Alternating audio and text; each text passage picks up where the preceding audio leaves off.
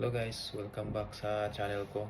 Ngayon, pag-uusapan natin yung ah, mga gastos ko. Ang topic pala natin ngayon is yung gastos ko. Lahat ng gastos ko papunta dito sa New Zealand. Galing dyan sa Japan. Kung kayo ay mag-cross country or nagbabalak na lumipat ng bansa, i-breakdown ko sa inyo yung gastos ko rito. So, after nyong makareceive ng job offer, may send sila sa inyo na mga yung agreement, kasama na doon yung yung mga agreement tsaka yung mga requirements, kasama na doon yung bayad. Unang babayaran nyo is yung processing fee nila kung kayo ay agency. Kung direct hire kayo, parang wala, hindi to kasama. So, ang hiningi nila sa akin noon na processing fee is nasa 2,400 New Zealand dollars. Yan ay nagkakahalaga ng 88,000 Philippine peso o nasa 22 na lapad nung time na yon, nung exchange rate na yon, nung buwan ng mid-April yata yon. Ang susunod naman yung babayaran is yung yung mga documents pala. Yung mga documents, ibig sabihin nun, yung magagastos nyo sa documents, yung pagpe-print nyo ng mga requirements nyo, pagpapa-scan ng mga ID nyo, yung alien card, passport, police clearance kung meron kayo, o NBI, i-scan nyo yon, tsaka i-send nyo sa kanila. Tsaka yung mga agreement na binigay nila sa inyo, yung kontrata, agreement, tsaka may isa pa yung ibibigay nila sa inyo na 12 pages yata yon. Kayo nun, kailangan nyo meron kayo, kailangan yung may hard copy kayo nun, para pagpunta nyo ng airport at hihingan kayo ng proof ng immigration, may pakita kayo na proof na aside sa visa nyo na talagang may job offer kayo dito sa New Zealand. Pangatlo is yung medical nyo. Sa medical, tulad ko na sa Osaka ako nag-medical. Ako ay nasa Aichi pala dati, tapos nag-medical ako sa Osaka. Ang bayad sa medical doon is sangmang nanaseng o 37,000 yen. Tsaka di pa kasama nun ang pamasahe. Sa Shinkansen naman, kung ikaw ay nasa Ichimang-Roku lang yata ang balikan nun. Ichimang-Rokuseng balikan na yun. Tapos nilagay ko lang yun na dito na Ichimang-Haseng kasi kasama na yung pamasahe sa tren, sa bus, at saka sa pagkain na rin.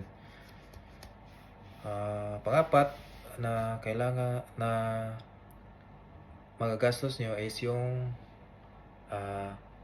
visa lodgement. Pag nakumpleto na ninyo yung medical, yung mga documents nyo, ilalodge nyo yung visa nyo. Pag nalodge nyo yung visa, hihingan kayo ng 750 New Zealand dollars na nagkakahalaga rin ng 25,000 Philippine peso or mga 6 na lapad nung time na yun.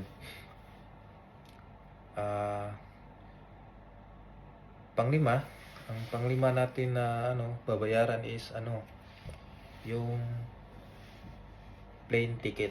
Yung plane ticket is nagkakahalaga, yung nabili kong ticket dati, yung pinakamura, nagkakahalaga ng 34,000. Kung kayo ay may visa na, lumusot na yung visa nyo, dapat mag-book kayo. Tingnan nyo sa ah, booking app kung ano ang pinakamurang pinakamurang ticket para makamura din kayo kasi mahal yung ticket. Minsan may umabot ng 100 ticket lang. Kaya mag-search kayo para makamura kayo. Yung 34,000 Philippine Peso, nasa Hachimang Nising din yun. Tsaka ang huli, yung pocket money. Yung dinala kong pocket money is nasa lang, 10 lapad. Pero yung 10 lapad na yun, labis-labis na yun.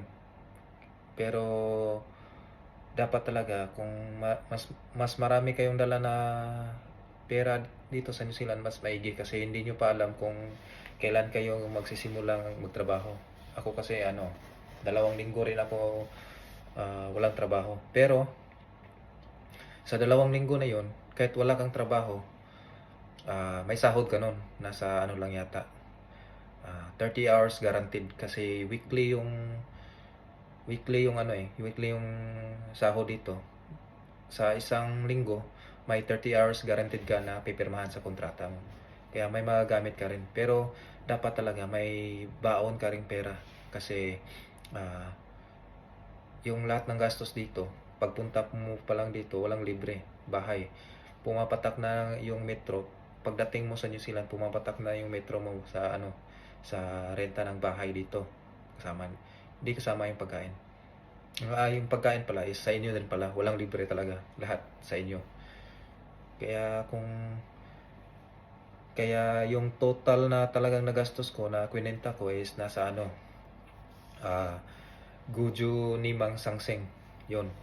Yun talaga yung nagastos ko na pera. Pero madali lang yung mababawi mo rin yan kasi mas maganda yung sahuran dito sa New Zealand. Kaya nga lang